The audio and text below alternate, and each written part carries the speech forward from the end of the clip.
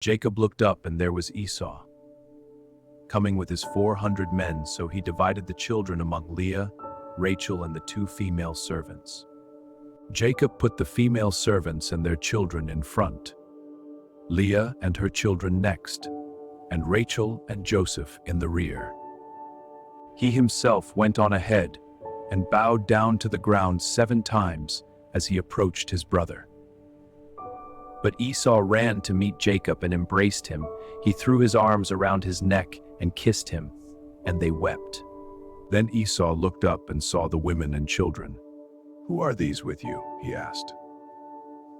"They are the children God has graciously given your servant." Then the female servants and their children approached and bowed down. Next, Leah and her children came and bowed down. Last of all came Joseph and Rachel, and they too bowed down. Esau asked, "What's the meaning of all these flocks and herds I met?"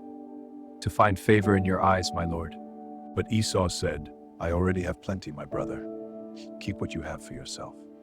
"No, please," said Jacob. "If I have found favor in your eyes, accept this gift from me. For to see your face is like seeing the face of God, now that you have received me favorably. Please accept the gift that was brought to you, for God has been gracious to me and I have all I need." And because Jacob insisted, Esau accepted. Then Esau said, "Let us be on our way. I'll accompany you." But Jacob said to him, "My Lord knows that the children are tender and that I must care for the ewes and cows that are nursing their young.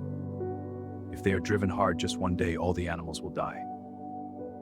Let my Lord go on ahead of his servant, while I move along slowly with the flocks and herds and children, until I come to my Lord in Seir."